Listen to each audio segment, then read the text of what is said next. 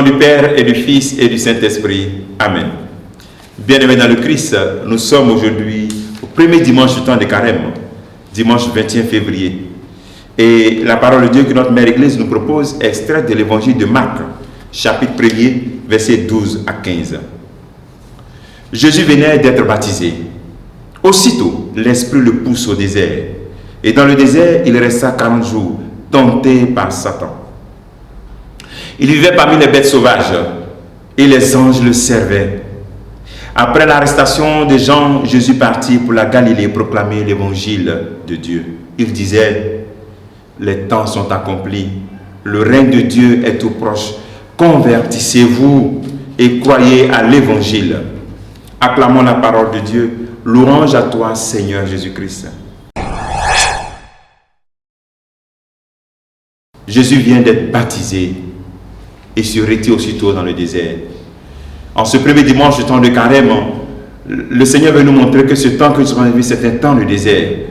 Un temps où nous sommes retirés. Nous sommes comme Sainte Thérèse d'Avila qui dit « seul avec le seul ». Ça dit toi et puis Dieu. C'est toi et puis Dieu. On doit revenir des intimes. Et donc, il était dans ce désert. Marc ne nous précise pas toutes ces tentations qu'il a eues. Matthieu précise. Et nous savons tous qu'il a été tenté. Il a été tenté, il a utilisé les armes de la parole de Dieu. Quand Satan dit, fais ceci, transforme la pierre en pain, il dit, il est écrit. Il utilise la parole de Dieu, il cite la parole de Dieu. Quand Satan dit, geste-toi, parce qu'il est écrit, parce que Satan connaît aussi la parole de Dieu, lui aussi il dit, il est aussi écrit. C'est une invitation dans ce temps de désert à retrouver la lecture de la parole de Dieu. Certains se demandent, mais je ne sais pas comment lire la Bible. Je ne sais pas par où commencer. En lisant chaque jour la parole de Dieu que nous proposons, vous êtes en train de lire petit à petit la Bible. Ça, c'est une manière de lire la Bible. Une autre manière, c'est aussi utiliser une méthode. Rencontre un prêtre ou bien le curé de ta paroisse, il va te montrer cette méthode. En général, tu peux commencer par le livre des Actes des Apôtres. Puisque là, on montre l'expérience des premiers chrétiens. Ça attire mieux et puis c'est plus proche de nous. Tu peux lire ta Bible ici. Ensuite, les évangiles, les épîtres. Et puis revenir maintenant à l'Ancien Testament.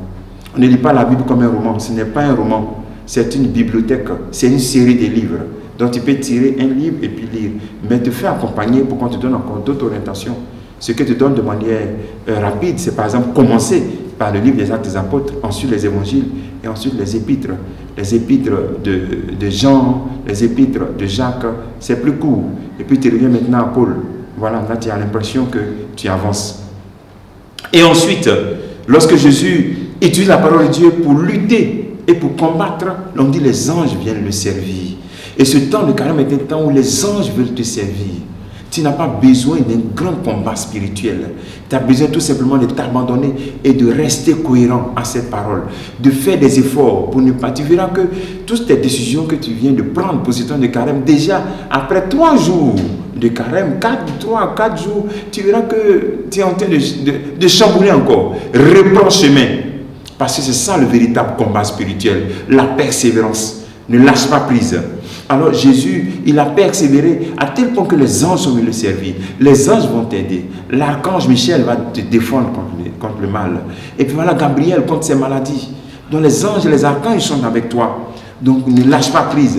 Continue ce combat spirituel.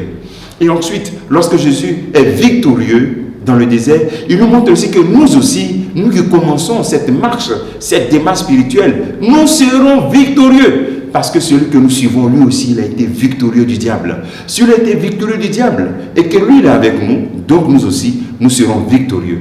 Alors donc, ne pense pas que tu vas échouer quand tu vas décider d'abandonner tout. Non, toi aussi, tu seras victorieux comme lui. Parce que lui aussi, il a été victorieux. Donc, en étant victorieux du malin, le Seigneur proclame déjà, il anticipe, nous aussi, notre propre victoire face au malin. Notre victoire, c'est de demeurer tout dans cette proclamation que Jésus nous donne. Convertissez-vous et croyez en l'évangile. Que cela soit dans chacune de nos vies. Et que le Seigneur te bénisse, qu'il nous bénisse tous en ce jour.